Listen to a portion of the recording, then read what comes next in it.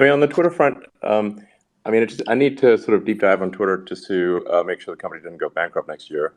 So that was really, just required, I don't know, about a month of intense work. As I was still doing Tesla work during that time as well, by the way. And I think it's really, Tesla has not skipped a beat on execution. The Tesla team is doing an incredible job across the board in execution. In my view, we are already in deflation. So, and the Fed is just dealing with old data. The reality is, if we are in a recession, I think we are in a recession, and I think 2023 is going to be quite a serious recession, and it's going to be, in my opinion, comparable to 2009. I don't know if it's going to be a little worse or a little better, but I think it's in my view likely to be comparable. Do you want to grow unit volume? In which case, you'll have to adjust prices downward, or do you want to grow at a lower rate or go steady? It's sort of a choice there. My inclination would be to still grow. My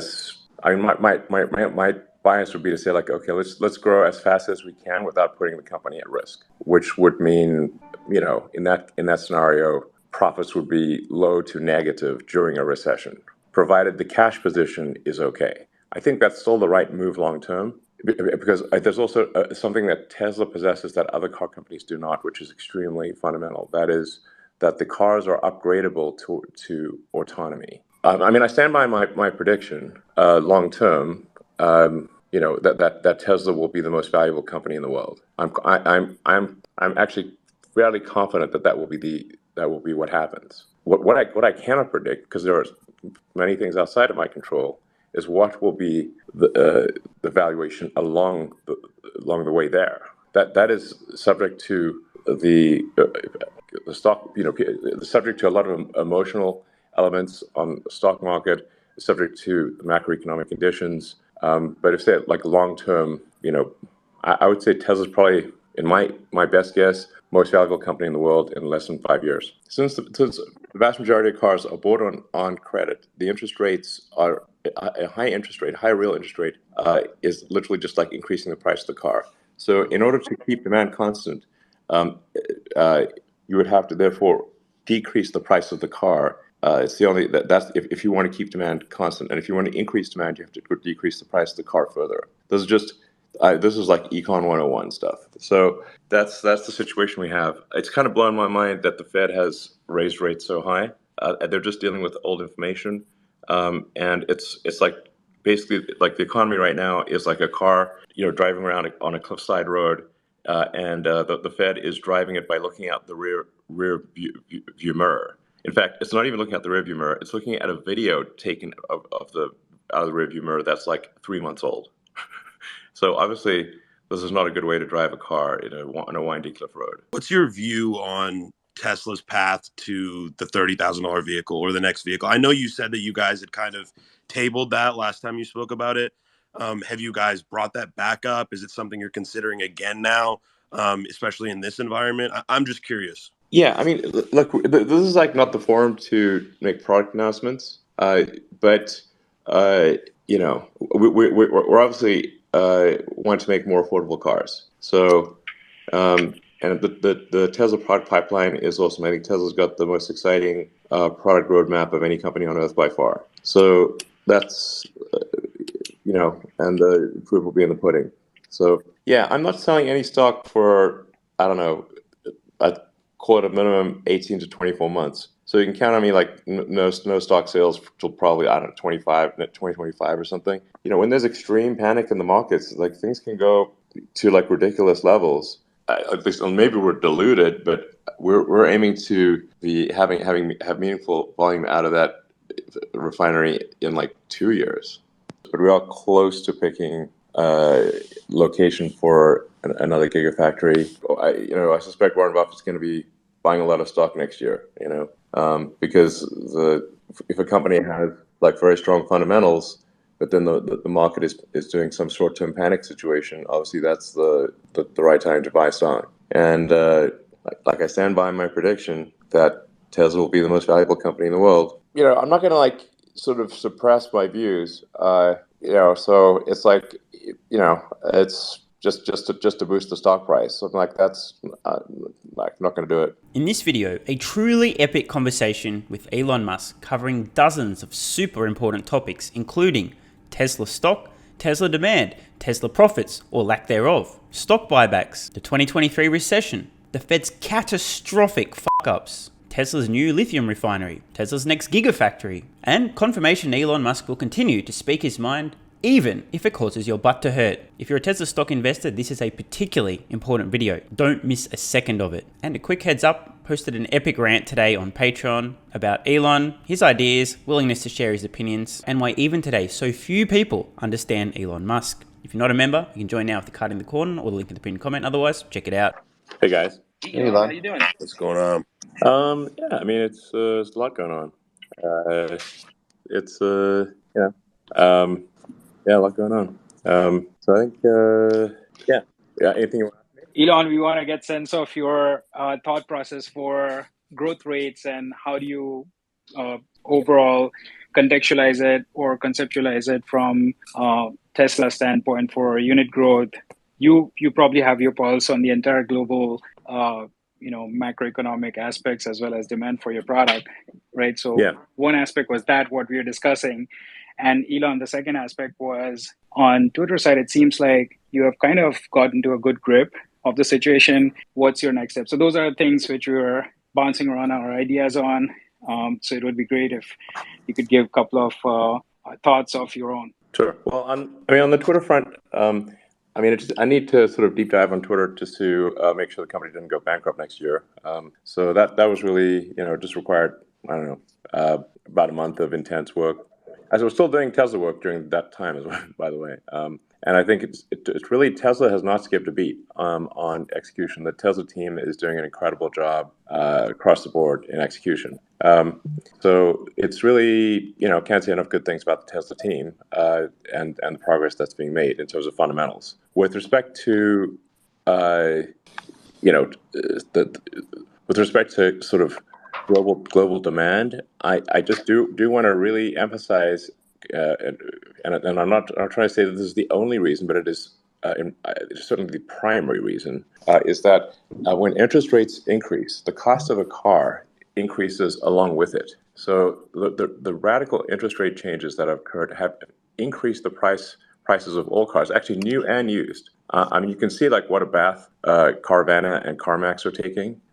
This will be true of anything bought with debt. So there's that's on the demand side. Is the interest rate changes by the Fed, and then everyone's basically forced to follow the Fed. So you've got Europe raising interest rates, even Japan raising interest rates.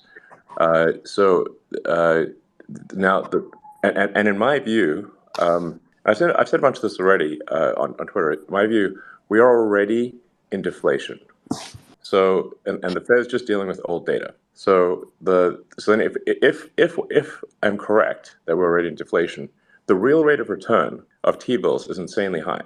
It's arguably above the long-term rate of the S&P 500. It's arguably above 6% real rate of return. With you, right? Like from a macroeconomic perspective, that's why growth in tech stocks compress when interest rates are going up. But, taking that out of the equation, and I think most of us reasonable investors up here, understand that. And I found it funny when you made that comment to Ross the other day as well. But, taking that out of the equation, do you really feel, we've talked about the 50% growth rate, and I find that to be really an arbitrary number, whether it's 40 or 45. Yeah. Do you really think Tesla is going to sustain that growth rate in the next couple of years still? Well, so I'm just laying out what I see as just this is my best guess at the future. It's not like I have like some incredible crystal ball that is an exact predictor of anything. So with all appropriate caveats, but the reality is, if we are in a recession, I think we are in a recession, and I think 2023 is going to be quite a serious recession, and it's going to be, in my opinion, comparable to 2009. I don't know if it's going to be a little worse or a little better, but I think it's in my view likely to be comparable, and that means demand for any kind of optional discretionary item, especially if it's a big ticket item, will be lower. And then with the Fed increasing rates, which is really, this is quite unusual. This is like when you're heading to a recession, you should be reducing the Fed rate, not increasing it. So that amplifies the difficulty. So now you have sort of structural demand, which is obviously going to be lower in a recession, and you amplified the effective cost of a car because they're almost all bought with debt. So now you get a double whammy, is what I'm saying. So then the obvious choice in that scenario is: do you want to grow unit volume, in which case you'll have to adjust prices downward, or do you want to grow at a lower rate or go steady? It's sort of a choice there. My inclination would be to still grow. My bias would be to say, like, okay, let's grow as fast as we can without putting the company at risk, which would mean, in that scenario, profits would be low to negative during a recession, provided the cash position is okay. I think that's still the right move long term, because there's also something that Tesla possesses that other car companies do not, which is extremely fundamental. That is that the cars are upgradable to autonomy. And arguably, an autonomous car is worth many times what a non-autonomous car is. So even if your margins are extremely low in selling the car, the subsequent upgrade to it being autonomous is worth a lot. So, and that's something that no other car company can do. Is only Tesla can do that. So I think that if you say I stand by my prediction long term.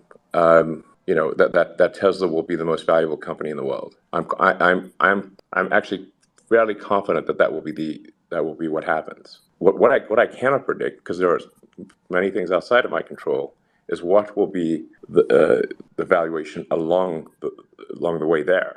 That is subject to the stock, subject to a lot of emotional elements on the stock market, subject to the macroeconomic conditions. But if say like long term, I would say Tesla's probably, in my best guess, most valuable company in the world in less than 5 years. Hey, Elon, in terms of existing manufacturing... So wait, three aces. Sorry. I apologize. I don't know how much time we're going to have, and I want to make sure Omar has a chance to get a question in here. I know a lot of people in here want to hear.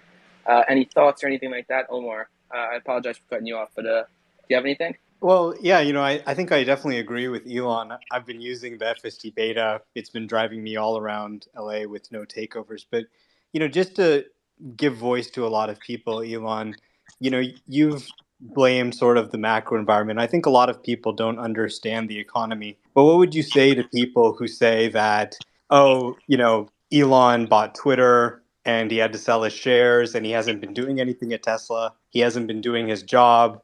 He's turning people off with his political tweets. They're all canceling their Tesla orders, and this is all his fault, and he won't acknowledge it. He's just blaming it on macro. Well, the thing is that, if you look at sort of automotive demand almost anywhere in the world, it's problematic almost anywhere in the world, and not everywhere cares about my political comments. So that I think this is of really of minor impact. Really, this is not. I really just don't think this is a significant factor. Yeah, I completely agree. So I mean, I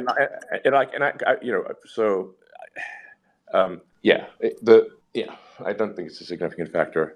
But the thing I just, the thing that I think most people are just not realizing is just how I sound like a broken record on this, but how big of an impact a Fed rate level is of this on the order of 5% is if we are in a deflationary environment, which I think we are in. In autos, we are in a deflationary environment. And objectively, we are. And you know, in 2021, we sold. Your mic cut out there, I think. Yeah, you cut out. Oh, as well. Elon, one comment I wanted to ask you on Twitter, Elon specifically.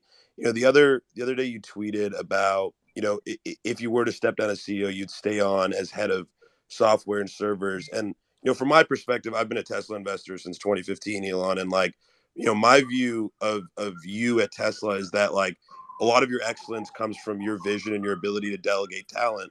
So I guess my question to you would be, and I'm not saying I'm in the school of thought of some people that believe that you're not working on Tesla and SpaceX. I believe that you are, and I think that people just have a misrepresentation by reading your feed that you're not.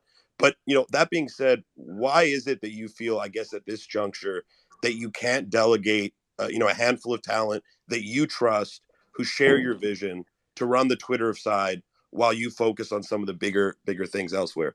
I'm just curious to hear your opinion on that. I mean, as I said at the beginning of the call, I had to have a sort of a short-term, month or so of just getting the insane Twitter costs under control. Twitter would just go flat bankrupt. So now that is basically almost entirely done. And then I've got to make sure that the engine of engineering at Twitter is working. Otherwise, Twitter cannot develop new features. But in the grand scheme of things, the amount of actual cognitive load that Twitter represents is low. I mean, it is a much simpler problem than Tesla or SpaceX, obviously, by a country mile. So I would say it was like high cognitive load for at this point, it is a moderate cognitive load.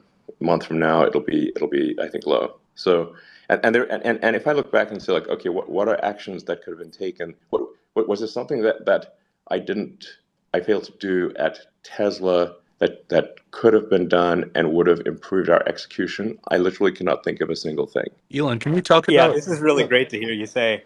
I think a lot of investors have sort of wanted to hear you say that and just reaffirm that you're committed to Tesla. I think those of us who know you know that your commitment to Tesla hasn't changed, but the perception people see on the internet can be very skewed sometimes. Elon, can you talk about the issues in China and outlook on solar? I know, Tesla's been able to sell and increase penetration and market share in EVs for many years, but now that it's at a larger scale, global auto SAR was at 66.7 million units in 2021.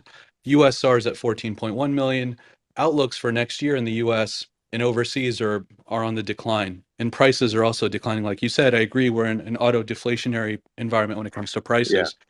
Yes, objectively so. Yeah. Can Tesla potentially, when it comes to unit sales, can Tesla continue to increase unit sales in this type of environment, or will it have to provide more incentives, or how are you planning to this macroeconomic environment is pretty challenging. How do you plan to address some of these these issues that are outside of your control? I'm just hoping, like, factually, if you since the vast majority of cars are bought on credit, the interest rates are a high interest rate, high real interest rate is literally just like increasing the price of the car. So in order to keep demand constant, you would have to therefore decrease the price of the car. It's the only that's if you want to keep demand constant, and if you want to increase demand, you have to decrease the price of the car further. This is like Econ 101 stuff. So that's the situation we have. It's kind of blown my mind that the Fed has raised rates so high.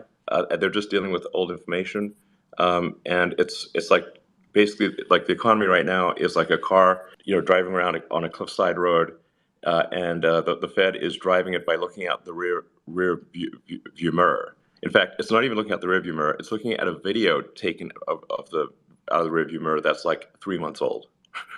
So obviously, this is not a good way to drive a car in a windy cliff road. So they're just very old school and traditional, and I think we're in for a hard landing. That's based on like I said, you have to think like like for argument's sake, if you have a risk-free rate like that is higher than the return on the S&P, which obviously has fluctuations, why would anyone have stock? I mean, we're buying bonds, we're buying preferreds, we're at 11-12% yields. You can buy the T-Flow. Everyone on here, there's ETFs, they're floating rate instruments. You can easily earn high single digits, double digit return in very low risk securities today. So I 100% agree with you. Why would you buy residual interest equity securities in risky companies? I 100% agree with your thought process. In an environment like this, now we don't expect rates to stay here forever. It's a good question Right. everyone should ask themselves. Yeah, I mean, exactly. And so like probably what's going to happen, it sounds like based on the Fed signaling, is they'll increase rates by another 50 basis points next month. And then my guess is they'll, again, it's not like I have a hotline to Jerome Powell. If somebody knows Jerome Powell, please tell him to stop raising interest rates. This was insane. I feel like you could get him on the phone if you really wanted to. I think so. At this point. Is he allowed to talk to me? Sure. Well, he doesn't have a Twitter account. I'm pretty sure he's Sure, allowed he to talk to could. you. Talk to business leaders, totally. Let's get this set up. Let's do it on Twitter Spaces. That would be a conversation. That'd be sick. Elon versus the Fed on Twitter. Twitter's valuation would pop on that too, right? You'd get a whole new batch of listeners. Well, it's the whole market, But like I said, the thing to appreciate about interest rate increases is the double whammy effect of, if you're looking at a stock price, is higher interest rates will reduce the profitability of any company selling something that is dependent on the price of debt, because cars are bought with leases and loans. So people look at their monthly payment, and so you have basically a demand/profitability issue with higher interest rates, and then which then reduces profitability, obviously, and then in general the valuation of all equities drops with the increase in the real interest rate. That's the double whammy effect that I'm talking about. Now this will not last forever. I don't know. Hopefully they'll see they've gone too far and then start lowering the rate. And then it's a question of, well, at what rate do they lower the rate? How long does it take them to get the rate back to something sensible? Elon, on that point you made earlier about the raising, the higher rates, obviously making cars effectively more expensive. I agree with that. Obviously, it's a pretty basic notion, but I'm just curious, and we've talked about this before, and I know Gary has mentioned this before. What's your view on Tesla's path to the $30,000 vehicle or the next vehicle? I know you said that you guys had kind of tabled that last time you spoke about it. Have you guys brought that back up? Is it something you're considering again now, especially in this environment? I'm just curious. Yeah, I mean, look, this is not the forum to make product announcements, but we're obviously want to make more affordable cars. So, and the Tesla product pipeline is awesome. I think Tesla's got the most exciting product roadmap of any company on earth by far. So that's, and the proof will be in the pudding. So, hey, Elon, can I ask? I'm just connecting some of the previous points together. I'm a 10-year owner of Tesla and 10-year investor as well. Just connecting some of the previous points together. When I looked at the 08-09 inflation recession, in 07 in U.S. auto sales were at 16.5 million cars. 08 it went down to 13.1, and then 09 it went down to 10.4. So if you go from 07 to 09, there was a 36% drawdown in U.S. I'm just looking at U.S. auto sales, and then you look at what Tesla is projected to do this year in the U.S. in terms of EV as a percent of auto. It's going to grow 50% this year, go from 4.7% penetration of total auto to 7%, which is a 50% jump in the U.S. And it's going to do about 100% jump in China year over year. So these are unbelievable growth numbers of EV as a percent of auto. And the thing I don't think we've layered in is that Tesla has increased prices, even with this inventory reduction the last couple of days. The Model Y, I think, is still $19,000 higher than it was in the early part of Q4 2021. So long story short, if you overlay Tesla's EV adoption growth and you overlay what happened in the last recession, which was pretty gnarly, it feels like in the fact that prices have gone up so much and commodities have come down so much over the last, I won't say so much, but commodities are starting to come down. How do you feel Tesla's positioned with all those factors in mind? I think Tesla's positioned better than any other car company by far. Like I said, the fact that the vehicles are capable of autonomy with a software update is gigantic. It's a gigantic thing. No one else has that. And we also, are starting from a position where our gross margins are higher than I think anyone else, which gives us more room to lower them and maintain or increase demand.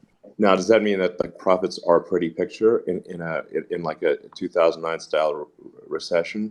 Of course not. That's just not physically possible. And there's no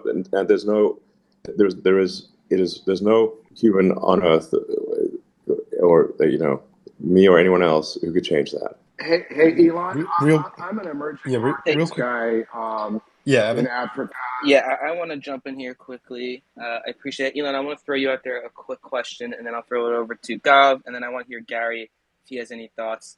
But Elon, we're on Twitter Spaces right now. Is Twitter Spaces something that's kind of core to you and Twitter and the long term of it? Is it important to you? Twitter Spaces seems to be, Twitter Spaces, I think is a great forum for the public in general, and I think it's quite useful to get the message out. Obviously, it's basically being on Twitter Space and then being able to sort of see the Twitter comments, the written comments at the same time. I think is Twitter at its best. Yeah, I would definitely echo. All right, can I stir up some drama here? Because we've got Ross Gerber in the room, and Ross has been saying Elon's doing a shitty job. He's not there, and he wants to run for the board of directors. Ross, would you like to confront Elon right now while we're in this space? Yeah, for the audience's entertainment? That's not what I've been saying at all. I'm probably one of the biggest fans of Elon of anybody here, and I'm super grateful for the effort and success that he's put into making Tesla successful and SpaceX.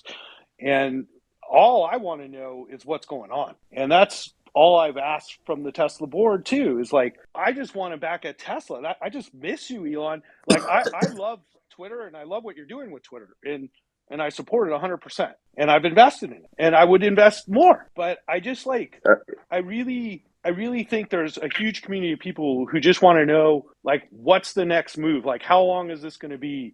Like, how much more stock are you going to sell?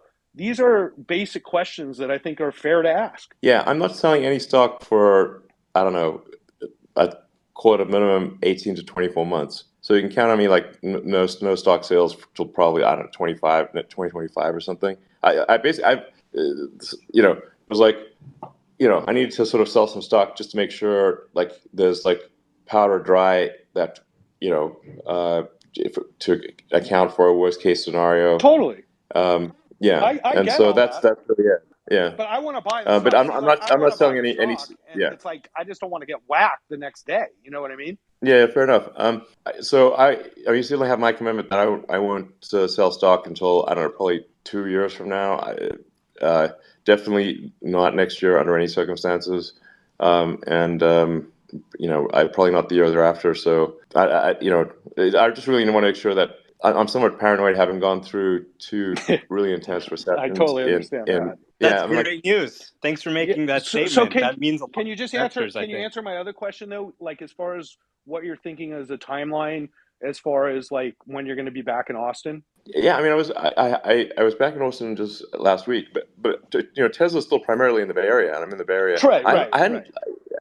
Like literally, there's not a single important Tesla meeting that I've missed this entire time. So it's not like I'm totally missing in action. That's just not the case. I agree, but maybe it's the optics a little bit. That's kind of where I'm coming from. It's like it's like an optics thing, and like a lot of things you're doing on Twitter, I'm like super like it needed to be done. Like, you know how I feel about the people who were running Twitter before, and I think you're doing a great job with the product, not to mention too, although it's not an easy task by any means. But I just think the perception is like, oh, he's doing this now and he's not doing that, and maybe the media is doing that, but it's just something you should be aware of, and that perception is a reality to a lot of people. Yeah, I mean, Twitter is obviously like mega catnip. If you cross catnip with crack, that's what Twitter is. A catnip crack. So like any tiny little thing of Twitter is like front page news. Right. It's like we have like some mid-level person left Twitter, front page news. Right. Like, that was ridiculous. So it's just going to get like outsized attention. But it's not like there's literally if I think like, is there anything that I could have done in the past like few months that would have helped with Tesla's execution? I literally can't think of anything. Right. So, and there was not a single important meeting that I missed. It's we're making great progress on future product development, and it's really just like I think, you know, there's going to be some macro drama that's higher than people currently think, or higher than most people think, and it's hard to predict exactly. You know, economic prognostication is fraught with difficulty, but you know, if we do have another 2009 situation, that's it's, you know, the stock prices of everything is going to be lower, and then I think it's arguable that stock prices of anything that's bought with debt you know, like not a staple, like it's sort of, you know, it's like, you know, buying sort of food at the grocery store, people will still buy that, but things that are bought with debt, like basically housing and cars are going to be the two biggest, Right.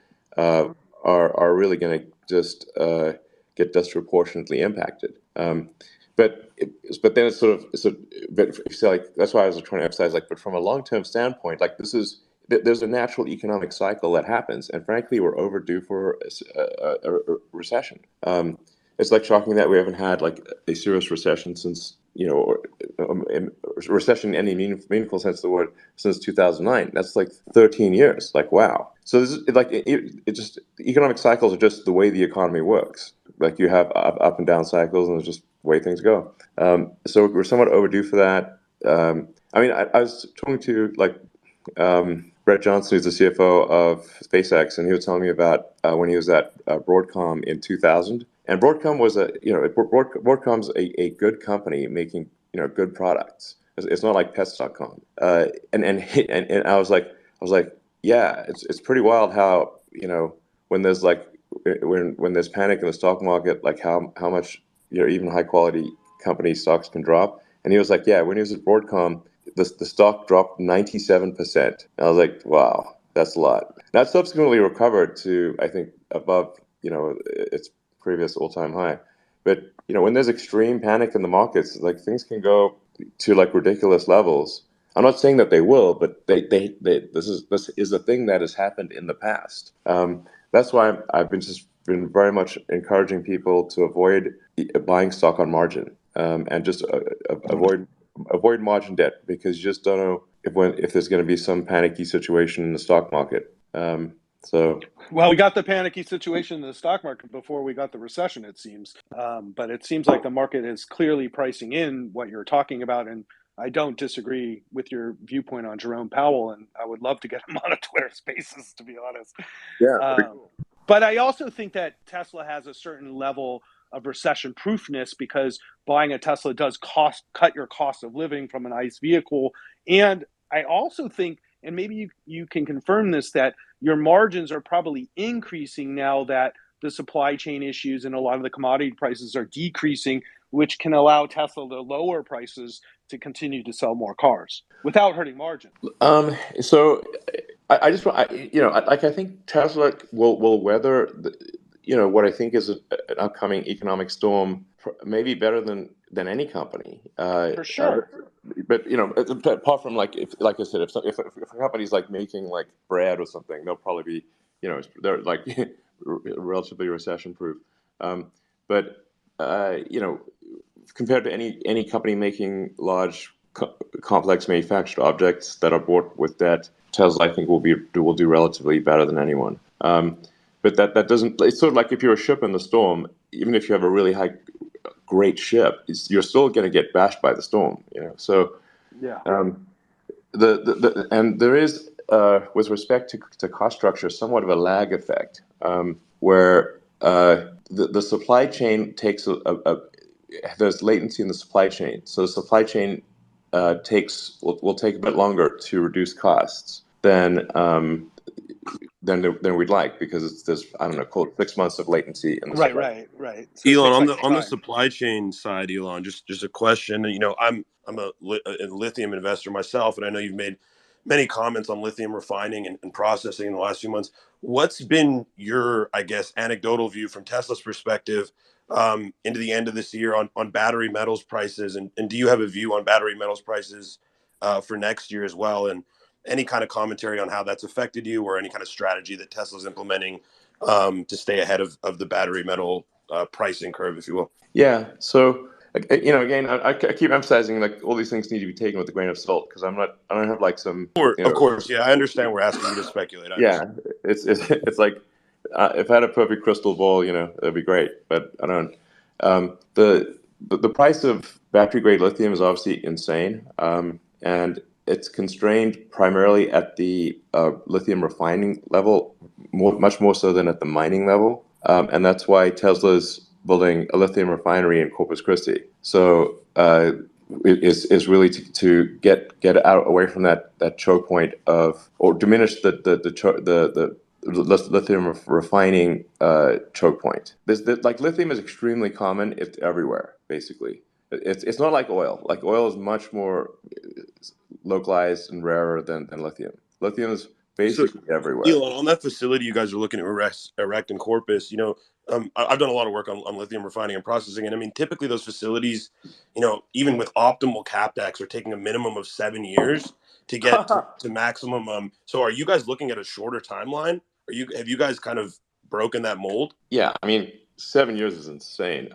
No, I mean we're at least, maybe we're diluted, but we're aiming to be have meaningful volume out of that refinery in like 2 years.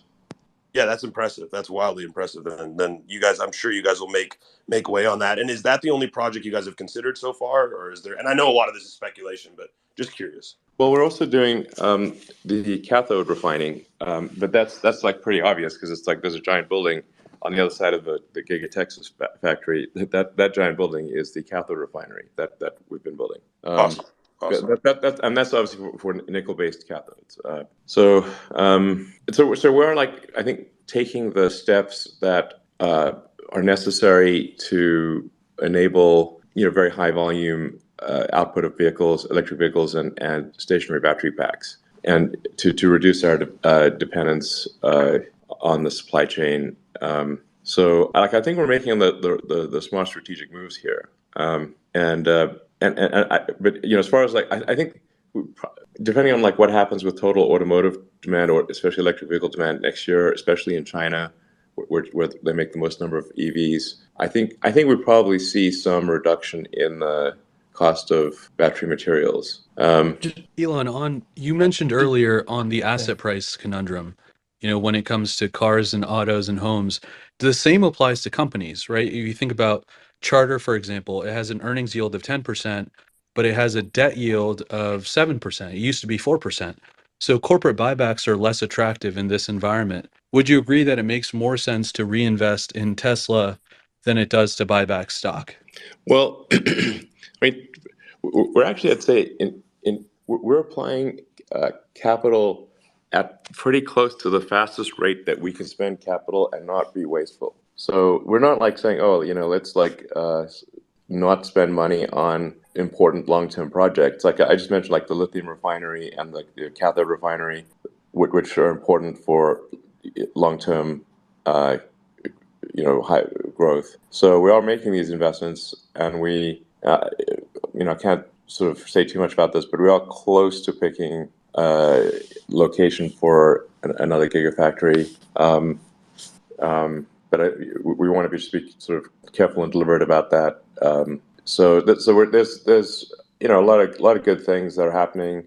But like I think the smart move is we're coming into this like recession, I think, in a very strong position. Like we don't have any debt, on the order of $20 billion of cash and cash equivalents, and that's a pretty great position to be going into stormy waters with. But like I think we want to make sure that like let's just see like how stormy are these waters, and are we talking about a mild recession, moderate recession, severe recession?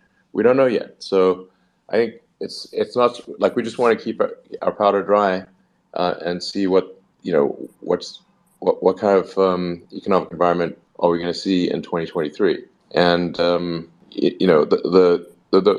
board is very open to doing a buyback, but I think it's like we just want to. It wouldn't be smart to do a buyback and then discover that the recession is like, I don't know, for argument's sake, worse than 2009. And I'm like, that was foolish to have, used up cash reserves for a buyback in the face of a severe recession. So we just need to kind of see what is the nature of the recession, and if it's looking like, hey, we're doing okay from a cash standpoint, and the stock price is like absurdly low, then at least my vote on the board would be to sort of do a buyback. But that's that's subject to the rest of the board's opinion as well. But my vote would be to do a buyback if once we are able to properly calibrate the scale of the recession, and just make sure that Tesla is healthy, and we're not spending cash reserves and putting the company at risk. That would be my concern. On For the people like Twitter me who love, X Tesla, yeah. sorry, You want to go first? I'm popping after you. Yeah, I mean, for people like me who love Tesla and love the products, it's just, I'm really glad that Tesla got profitable when it did. Because if it had to go through this storm when it was sort of where it was in 2018 or 2019, I mean, it might not have made it through it. Yeah. So it's, 100%. really to tremendous credit of the management that we've gotten to this place where we're profitable and we don't have to worry about Tesla going under with this storm. You have the startups like Rivian and Lucid who are just burning cash like crazy. Yeah. Terrible situation for them. The legacy automakers, they're not in a great situation. Correct. Tesla's launching FSD beta. They're doing pretty well overall. They're in a better position than pretty much any of their peers. And that's, I think, a huge credit to you and the rest of the Tesla team. Let me tell you, the Tesla team is kicking ass. And honestly, to use an anachronistic analogy, Tesla is firing on all cylinders. It's the actual execution of the company is I think outstanding. The team's doing a kick-ass job. It's just I guess like Warren, what's that?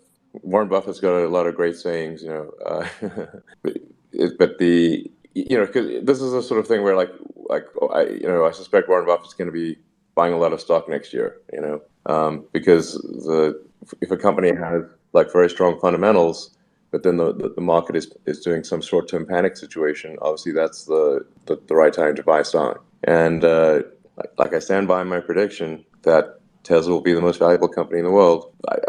I'm actually pretty confident that will be the case, but I just can't predict with accuracy the stock price between now and then. On the Twitter X Tesla crossover that's happening there, I think when you were Sorry, one at a time, please.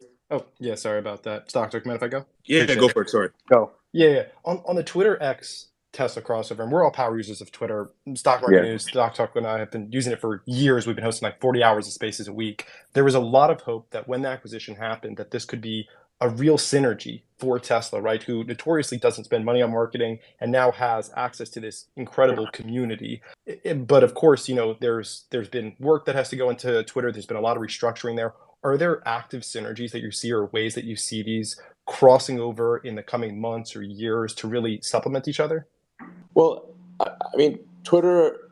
I and Tesla have long used Twitter, frankly, for free to advertise Tesla. So my account and the Tesla account have been incredibly effective in building awareness of Tesla and actually driving demand. So I think there probably are some synergies there. Twitter can be helpful, perhaps even more helpful to Tesla. It certainly has. Yeah. So. Hey, Elon, is there a way to connect our Tesla profiles to our Twitter profiles and get it in the car? Yeah. Yeah, I think we could. Yeah, I think Twitter should be like the social graph of Tesla. I want to go in my nav system and say, okay, I want to meet up with Ross. So navigate us to this restaurant. We can see each other's location, that kind of thing. And I can see all the other Tesla owners driving around me that want their visibility shared, and we could communicate through Twitter as the app. Yeah, that's a good point, actually. I mean, it would kind of make sense to have a Twitter app on Tesla.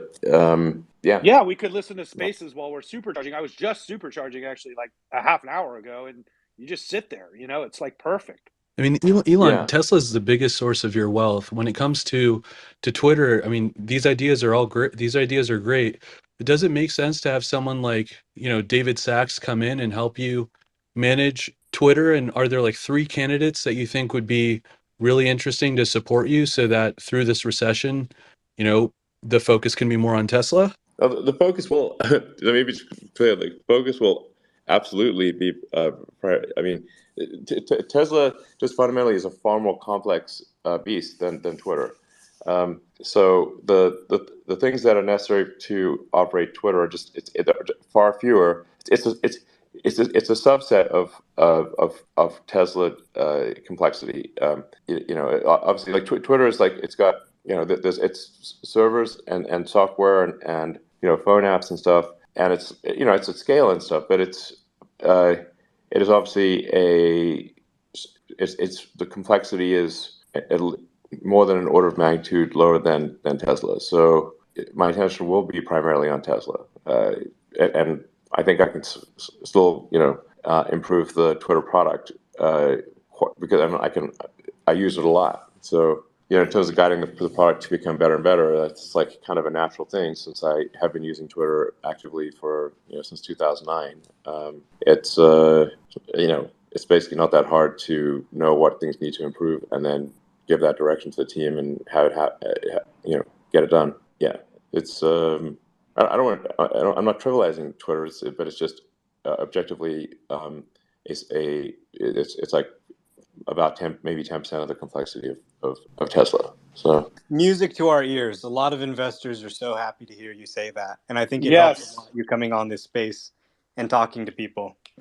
Elon, I just want to ask you briefly about Tesla Super Energy appreciate it. and Super the appreciate it. launch of Tesla electricity in Texas. I'm a Texas resident as well, so I think that's a pretty exciting additional vertical, maybe for Tesla from the utility perspective. If you just wanted to comment briefly on Tesla electricity and that starting up and your guys' outlook for Tesla electricity going forward, I think that'd be great to comment on. Sure. Well, I mean, the overarching purpose of Tesla is to accelerate the advent of sustainable energy, and and there's like just really 3 pillars to sustainable energy, which is sustainable energy generation, primarily through wind and solar, and then storage of that energy, stationary battery packs, because of the intermittency of wind and solar, and then electric transport. And those are the 3 core pillars for a sustainable energy future, and we're working on all 3. So. And I'd say like the demand for large stationary battery packs, especially at the utility level, but also at the consumer level with Powerwall, is like quasi infinite. Like meaning like it's assuming the economics are compelling to utilities for and so like as long as like say a Tesla battery pack is cheaper, all things considered, than say a natural gas peaker plant, the demand is like gigantic. And nobody's valuing that, are they? They're putting a value of 0 on it. I don't know, but I wouldn't put a value of 0 on it. It is like I've said before, we really want to be doing 1,000 plus gigawatt hours a year of battery packs, combined stationary and vehicle, and if not 2,000. So it's big numbers. At some point, I do eventually need to do this like Master Plan Part 3. The Master Plan Part 3 is just about scale, and just like people, just like one shouldn't even think of things in terms of like dollars. You need to think of things in terms of tonnage, like what tonnage of battery pack is needed. Like the fundamental rate limiter for humanity becoming self-sustaining from an energy standpoint is how many gigawatt hours per year of battery pack can you make? That fundamentally sets the rate at which humanity can transition to sustainable energy. Is how many batteries can you make per year? At the ton, what's the tonnage? Or in storage terms, how many thousands of gigawatt hours per year can humanity make? That's the faster that ramps, the faster one can get to a sustainable future. And our rough back of the envelope for transitioning civilization to a fully sustainable energy economy is around 300 terawatt hours of installed capacity ish. I mean, other people may come up with different numbers, but it's not an order of magnitude higher than that, and it's not an order of magnitude lower than that. So we'll go to Monative next. Monative, I'm sure, is a great question. Monative, you've had your hand up for a while, and then we'll go to Earl as well, who's had his hand up. Montague, what's up? Thanks, Talk. Hey, Elon, want to take you back a little bit to the comment you made about Fed being behind the curve and over tightening. So I've been living in the Valley here for close to 25 plus years now. So been through the thick and thin in the Valley. So certainly it looks like we are heading to a tech jobs recession, if nothing else, and probably a white collar jobs recession, and certainly a significant pullback in tech. Do you think that data is going to, cause further contagion from top down at the highest income levels? And is the Fed going to see that and take that into account? Because clearly the overall jobs market is fine at the lower level, but certainly there's a lot of weakness at the higher level. Sorry, you blanked out there for a second. Can you repeat the question? Sorry about that. So I was just saying, to your earlier point about the Fed being behind the curve, we're not seeing, real jobs problem at the highest level within tech. The high paying jobs are being lost at a furious pace. But overall job market seems to be fine because of the lower end jobs. Do you think the Fed is going to take that level of nuance into account before they go too far? Look, I don't know what my insight into the Fed's decision making is zero. So I don't know. I don't know any of the people on the Fed board. I'm not sure I've ever even spoken to them. So I don't know what the Fed's going to do. I've been surprised by the rate increases, and like I said, I think they're looking at like data in a kind of a legacy way with that where the data's got a lot of latency. And so then they're just making decisions with data that's really stale and not reflective of the current situation. So that just means their reaction will be delayed. So they're raising rates more than they should, and then they'll probably take longer to lower the rates than they should. That's based on the past track record. That makes perfect sense with structural unemployment. I mean, there are a million jobs without open immigration that we can't just we can't fill out of thin air. So I tend to agree with you that this tightening could last longer. And Musk, you're not the only one. I mean, they're the top hedge fund managers in the world. I mean, Tepper was on TV this morning. I've never seen the guy this depressed in the last 20 years. Wow. So, he was the one in 2010 that was saying, hey, QE1, he went all in and, built a $20 billion organization. But, even the best fund managers, prognosticators, no one has any idea on how this is going to play out. So all we can do is, have our scenarios and play out various cases and manage risk for the best. Earl, you're up. Hey, thank you. Hello, Elon. Longtime shareholder, first-time caller. I have a quick question, but before I get to that, I would like to point out that when you put Floki in the frunk, Tesla was over $300 a share. I don't know if it was related, but you might want to consider that to pump the stock again. On to my question. I've always been a rabid fan. There's a lot of people who are similar to me, probably a little more liberal, very passionate about our Teslas, proud of our Teslas. And, over the takeover of Twitter and some of these comments, I think some of us have been feeling a little bit disenfranchised, still big fans, still shareholders, but, some of the magic is missing a little bit there.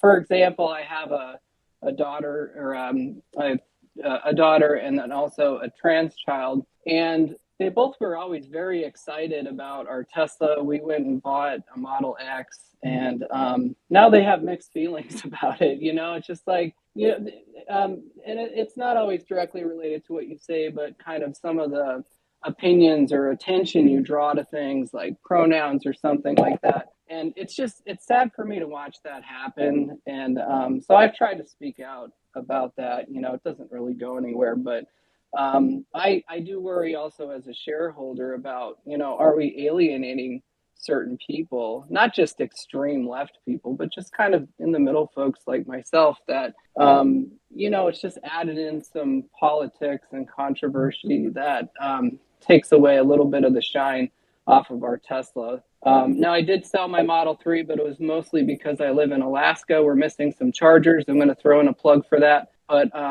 still a big fan. Like I said, still have our shares, still love driving our Teslas around. But I was just wondering if you've thought about that at all as you're, taking on this big Twitter job. Yeah, I mean, it's like, I'm not going to like sort of suppress my views, so it's like, it's just to boost the stock price. So I'm like, that's like not going to do it. So, yeah. Yeah, I don't think that's what he's saying, though, Elon. I think when you own a media property, there's this perception of independence that's expected from the owner. And the Wall Street Journal is owned by Rupert Murdoch, but he doesn't write the opinion pieces, even though we know it's his opinion. And so I think, it sort of like throws people off that the owner has an opinion. Now, I don't think your opinions are extreme, but a lot of people in the media take what you say, and by the time the customers read it, it's not what you said at all. I just think there's this big perception gap being driven on beliefs that aren't even yours, really, because you're saying something, and I just think that part of it, it's almost like a trap it's like a lose-lose trap. And I hate seeing people get caught in that. I mean, Elon, you don't hate trans people, do you? Or what are your views on that? No, of course not. I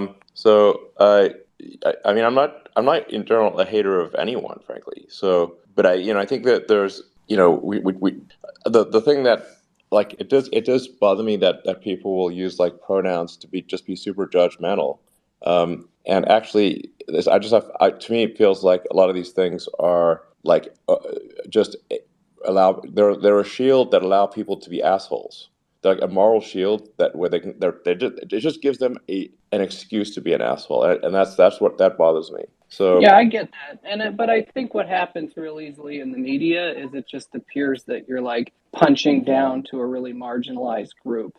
Like my kid is just trying to have like their pronoun used in school and stuff, and it's like, then you have this really rich popular person like crapping on pronouns, but it gets mixed up, and it's like I think the people that you're talking about, like, it gets mixed up, and then people just see it as a more broader thing that you're like, being negative towards trans people. But okay, I do have to ask you really. Let's move on to just really quick. move on to the next conversation. We got Gary and Chuck with hands up too. We're gonna go to Gav first, who's his hand up, and then we'll go to Gary.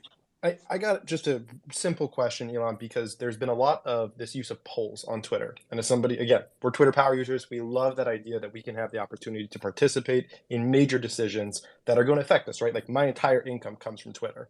With that being said, there's been a couple different ways around the polls. There's been thoughts, are the polls being used to root out bots? There's been polls that are, of course, you've abided by.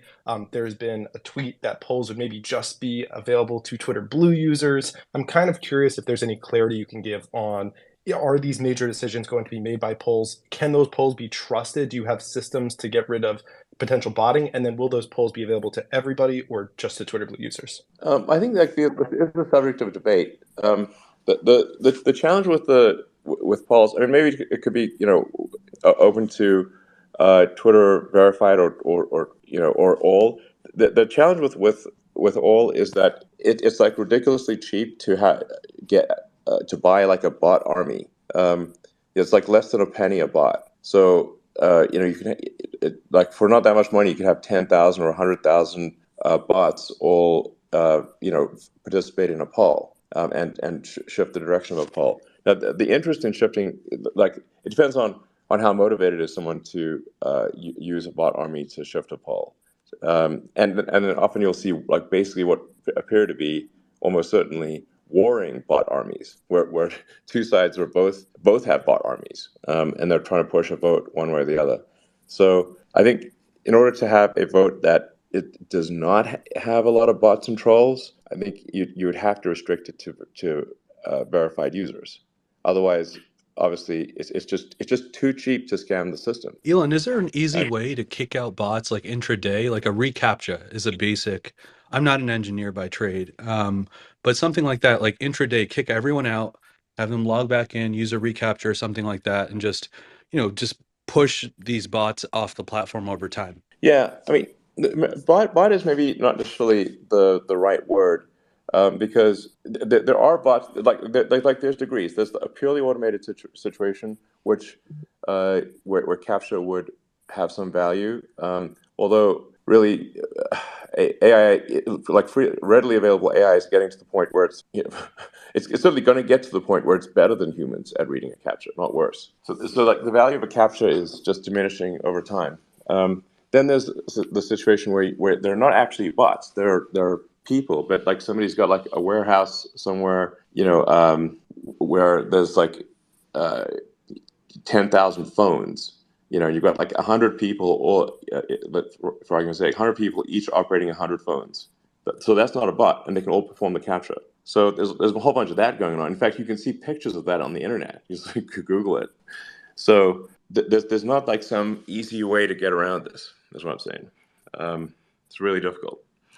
That's why I use bots and trolls. It's like bots are cheap, but trolls are also pretty cheap, like a troll farm. So I think really to have a high quality poll, you have to have some verification, and that verification has to, I think, increase the cost, the effective cost of having a bot or troll, by an order of magnitude or more. Like, so if it costs like let's say a penny for a troll vote, now if that's instead they're paying like $8 or $10, now you've increased the effective cost by 10,000, or sorry, by 1,000, I should say, roughly. So that makes it much harder to scam. Anyway, I got to get back to work here, guys. Speaking of work, Thanks for coming. Hey, thanks for your time, Thank you, Elon. sir. Yeah, thanks, Elon. Really appreciate it. Really do. yeah. Thank you, And Elon. Thank you. I guess my parting words were, it's like there's stormy weather ahead, but then it's going to be sunshine thereafter. Elon, when's V11 coming? Come on more of these Tesla spaces with Yeah, us. that'd The be Tesla great. shareholders love hearing from you. They love hearing from you, and it's like Sure. really, I think, great for sentiment. So come on more of these spaces with us, and we'll make sure that we give you a good blend of hard questions and easy ones as well. All right, Elon, sounds when's good. V11 coming? What's your best guess? Well, we had hopefully before the end of the year. I mean, we're on V11.2 with the limited beta, but so it's probably like, I don't know, 11.3. It's pretty soon. It's not like far away. It's measured in single digit, like sort of in the roughly. Nice, that's exciting. Well, Yeah, the existing version's amazing. It's been driving me around with no takeovers most of the time. Yeah. The thing about the V11 is there are a bunch of neural nets that are architecturally much better than 1069, but they they've got much more room to improve. We're just, autopilot has been going through like a series of local maximums, and so when you exit a local maximum, you first go down before you go up, and so the neural net architecture in V11 is actually much better, but it just takes time to hone the details. But it's like, I mean, it's rare for me to intervene at this point when I drive around. It's like, so it's surprising to like the vast majority of trips that I take on autopilot are zero intervention. It bodes well for the future. Chuck, do you have anything to say before he goes? Hey, Elon, thanks for making yourself available. I was just going to say, first of all, thank you for working on hard problems such as the unprotected left turn. Do you think that many of the hard problems are going to need that much effort? Do you think it's going to generalize across, the space? I know V11 is a good example of that. I'm just curious if you think that they're going to have to put that much effort towards a lot of these corner cases, or if that was just a good example of how to put engineers to work to create a solution both in the simulator and in real life. I mean, this will just be my last answer, but with every new architecture of every new neural net architecture is more generalized than the last time. So it actually ends up solving not just, say, extended unprotected lefts, but it ends up solving a whole bunch of things. So it's not like it's actually with each major rev, there's more and more generalization of solving what is effectively the real world AI problem. And Tesla is, as far as I can tell, overwhelmingly the best at real world AI. And our rate of progress is increasing. All right, with that, it's good talking to you guys, and look forward to talking again in the Thank future. you so much for your time. Thanks so Elon. much. Cheers, Big man. difference Thank you, here. sir. I really hope you were paying attention because Elon Musk gave some huge compelling insights, especially into Tesla over the next couple of years, their profit margins, their sales, their growth, and I can tell you right now, the FUD tsunami is only just getting started. You thought Tesla stock and the drama around the company in 2022 was insane? Just you wait to see what happens in 2023. And full disclosure, I'm absolutely licking my lips. I think I might leave it there. If you too would like to watch somebody self-destruct because he's unwilling to self-censor and suppress his thoughts, opinions and ideas, despite knowing the consequences, head over to Patreon. There you'll find over 250 exclusive videos in which I freely share my thoughts and opinions and ideas, knowing full well the consequences. If you think you can handle it, head over to Patreon with the card in the corner or the link at the pinned comment, and I'll see you over there. Love ya.